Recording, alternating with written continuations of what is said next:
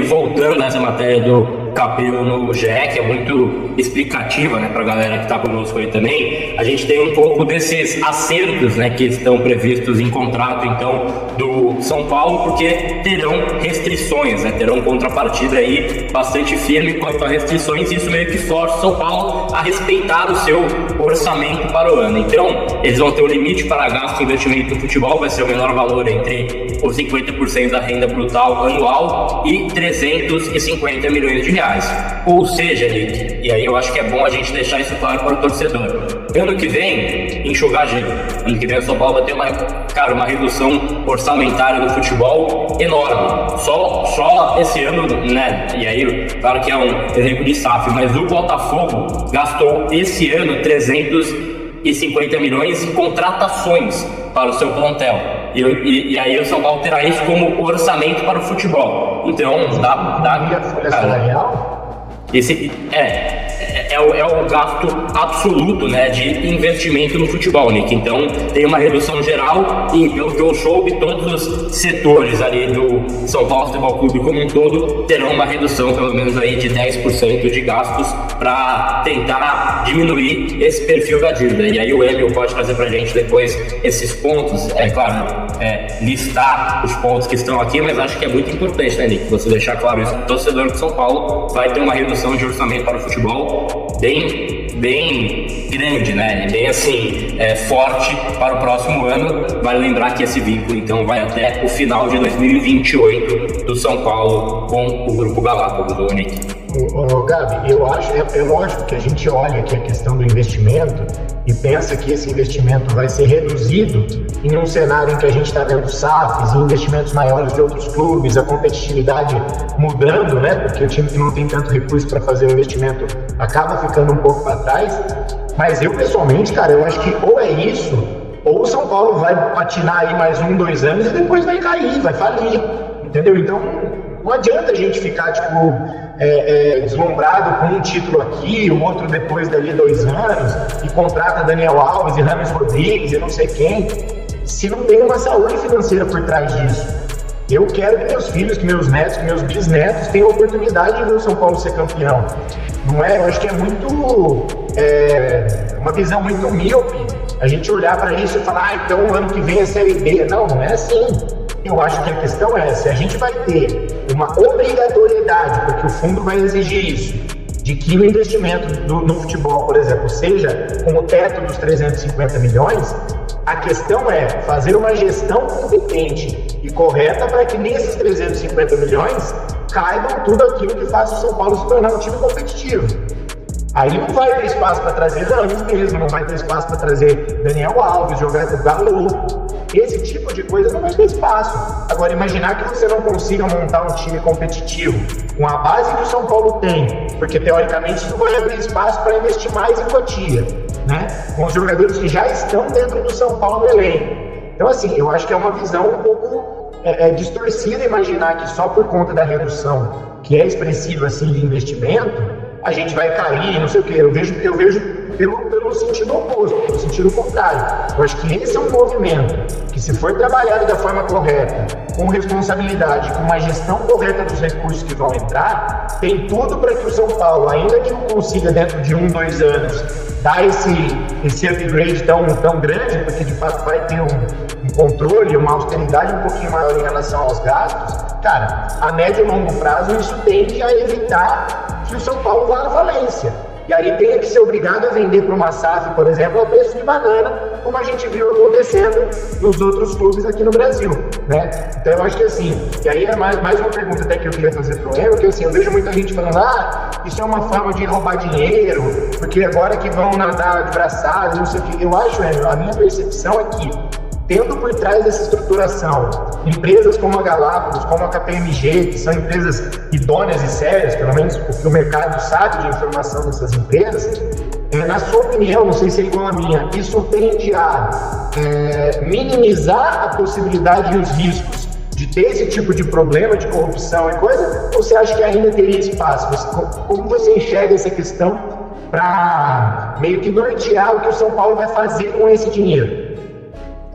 Boa. Primeiro que um fundo de investimento, ele nunca investiria em um clube ou em uma empresa que não tivesse níveis de caixa saudáveis, níveis de governança controlados. Eles não investiriam em qualquer tipo de empresa. Então, para você receber aporte de um fundo de investimento, você tem que ser uma empresa, vamos dizer assim, interessante, um clube interessante, que é o caso. Então, se o São Paulo não tiver isso hoje, ele tem que desenvolver. Então, como eu tinha falado, em questão de governança, ter um portal de transparência, ter um financeiro estruturado, ter áreas que conversam entre si, realmente ter processos bem estruturados dentro da empresa. O que eu vejo que as pessoas confundem muito aí é a diferença de uma SAF para um FDIC. A SAF é basicamente você vender ali a participação do clube para uma empresa, e a empresa vai querer lucro, ela vai querer que aumente ali a remuneração dela. O FDIC, ele é diferente de uma SAF. O FDIC, ele é basicamente um fundo de investimento em direito creditório, é um ativo de renda fixa com prazo específico. O fundo não vai querer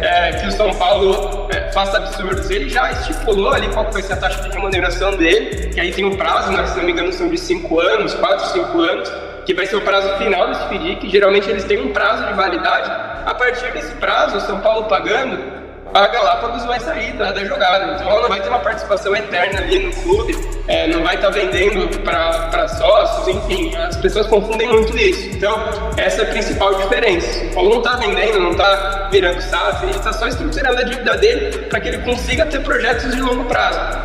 Porque se você tem dívidas muito curtas, você tem que fazer essas loucuras financeiras, você acaba não podendo pensar, como você mesmo disse, ali num projeto mais longo, num investimento na base, no CT. Você não consegue ter ali essa estruturação financeira para o negócio. E aí acaba que toda a sua receita gerada no ano, ela acaba sendo revertida para pagar a dívida. E aí a gente sabe que isso tende só a aumentar o número da dívida, o clube vai se afundar. Então faz muito mais sentido colocar alguns pés para trás ali, estruturar a dívida, colocar um prazo que seja mais saudável, e a partir desse ponto, quando você tem um único credor, que vai ser o caso ali da Galápagos, você tem um poder de barganha muito maior também, você aumenta o seu nível de governança, você aumenta a confiabilidade do clube, os processos também serão mudados. Então, se existem alguns processos dentro de São Paulo hoje que são antigos, que são desatualizados, eles vão ser obrigados a atualizar esses processos, e com certeza isso só tende a beneficiar o clube, trazendo mais transparência para o investidor, trazendo até realmente uma visibilidade maior para o São Paulo ali, para o mercado. A Galápagos, de certa forma, está fazendo uma aposta no clube, mas se for um sucesso essa estruturação do FDIC, tenho certeza que outros fundos e outras gestoras vão se interessar por essa operação, o que tende a reduzir ainda mais, por exemplo, uma taxa de empréstimo, a estruturação de um outro fundo futuramente. Isso é apenas o início. São Paulo fazendo um trabalho de casa.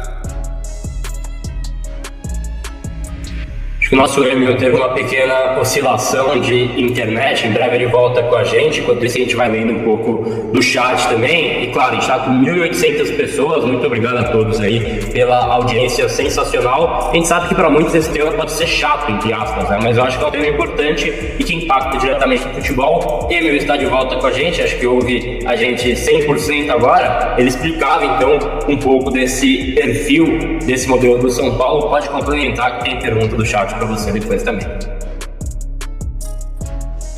Não, é isso aí. Então, acho que a gente tem que olhar sempre pelos dois lados, né? Pode assustar ali uma operação nova como essa, mas se quiserem coisas novas, a gente precisa realmente pensar como um clube grande, né? Acho que pensar como empresa, de certa forma, é positivo, pensar em saúde financeira é bom, analisar sempre os prós e contras, né? Acho que o ponto de atenção que o clube tem que ter é exatamente no que você está mostrando na tela aí, Gabriel, são nesses pontos do contrato. Então, se eles fizerem um contrato amarrado, um contrato acertado, acho que vai ser bem positivo. Acho que as dúvidas do chat eu não consigo ler aqui, mas... Boa, eu vou lendo para você aqui também, e só para que você explique para a galera, né, o que vai mudar quanto ao orçamento do São Paulo. Você consegue ler os pontos aí da matéria do Capello, principalmente os pontos C a E, né, que são coisas que eu acho que é uma linguagem que quem não é da área da economia está muito acostumado, né? Então, para explicar em linhas gerais para a galera poder dar esse resumo, o que São Paulo vai ter que fazer para estancar essa dívida e cumprir esse planejamento aí que tem com esse fundo de investimento, Emil. O C ali, vedação para novas dívidas, né? Empréstimos ou obrigações financeiras em valor superior a 10 milhões de reais no mesmo trimestre, sem aprovação do Comitê de Crédito do Fundo. Isso aqui eles estão dizendo o quê? Que São Paulo não vai poder tomar dívida desenfreada sem antes ter uma aprovação de um Comitê de Crédito do Fundo, que eu acredito, né? Não tenho essa informação, mas eu acredito que deva ser até um novo Comitê de Crédito, que às vezes nem existiria, que a gente entra na parte de governança. Então significa o quê? O São Paulo não vai poder tomar nenhuma dívida superior ao valor de 10 milhões de reais sem antes passar por um comitê que vai ter toda uma análise se faz sentido ou não. Então o São Paulo não vai fazer nenhuma loucura financeira para contratar jogador, para fazer algum investimento que esteja fora do orçamento. A parte B ali, né, o item D, vedação para cessão, desconto, oneração de recebíveis, receitas futuras de titularidade do clube sem autorização. Bom, acho que teve uma oscilação mais uma vez, né, Nick, na internet do Emil. Já ele volta com a gente, ele explicava um pouco desse perfil da dívida do São Paulo. Uma pena que teve essa oscilação aí, breve, uma parte importante do tema, mas só pra gente exemplificar pra galera que, de fato, esse modelo tem vários pontos também contra, entre aspas, que a gente trouxe mais cedo. A gente vai também tentar destrinchar um pouco mais isso com o Emil, conforme a internet dele volte conosco aí também. Ele tá fazendo uns ajustes aí pra voltar a 100%, mas, Nick, acho que é importante a gente pontuar isso, né, que o São Paulo tava com a corda no pescoço e precisava tomar uma decisão pro seu futuro. Claro que não é tão fácil, né, você estancar a dívida, não é fácil a compreensão, né, quando você, claro, entende isso como mudanças para o próximo ano, e vai ser, de fato, estancar uma dívida aí por parte do São Paulo. Emil está de volta conosco para explicar os pontos D e E, conforme ele fala. Peço desculpas aí pela intermitência.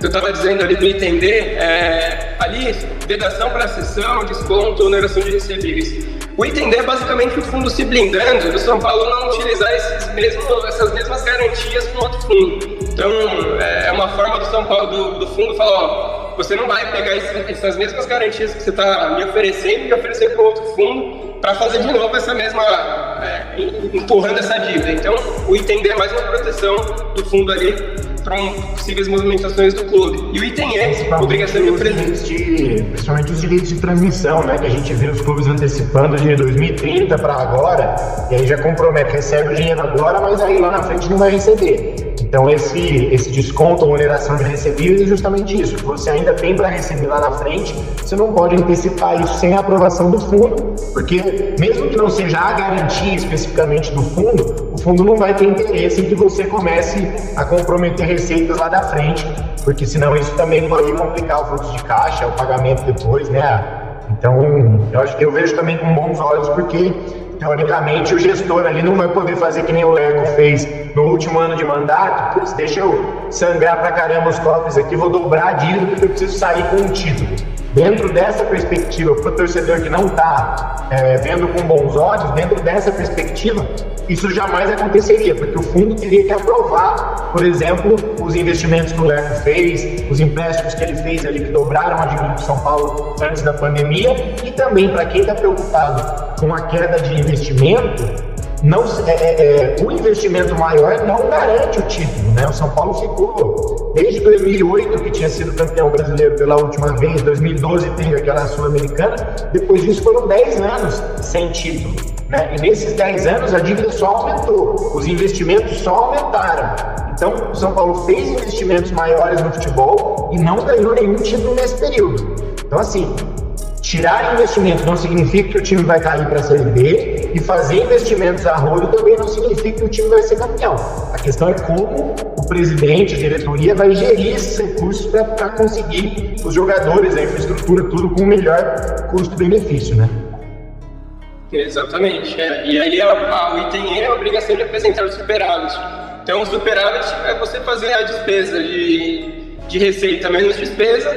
Se a receita for maior que a despesa, tudo certo, você teve lucro. Então, é uma forma também de você, mais uma vez, controlar aquelas despesas excessivas ali que o clube poderia ter. Então, vejo com muitos bons olhos a parte do FDIC, principalmente nesse comitê de crédito, todo qualquer tipo de operação que o clube for fazer, ele vai ter que ter aprovação desse comitê, que eles vão analisar a fundo qual que é o objetivo desse investimento, né? Ninguém vai fazer nenhuma loucura financeira ali, não vai sacrificar o longo prazo do clube pensando em algum objetivo de curto prazo, por exemplo, no caso de uma reeleição, a gente sabe que isso acontece com o clube, com o governo, com tudo, né? Quando está próximo de um momento de reeleição, o que acontece? O prefeito começa a gastar em obra pública, começa a recapear a rua. É a mesma coisa com o clube. Perto de uma reeleição, ele vai começar a gastar com contratações, vai começar a aumentar o endividamento do clube para aumentar a sua popularidade. Mas isso a gente sabe que mata a finança, a saúde financeira do clube a médio e longo prazo.